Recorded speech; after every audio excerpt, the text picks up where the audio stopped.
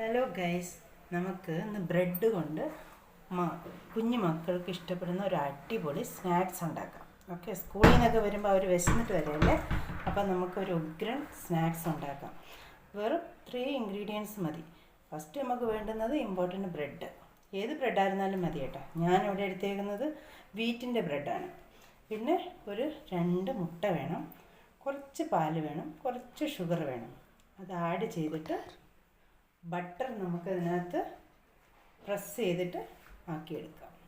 വാ.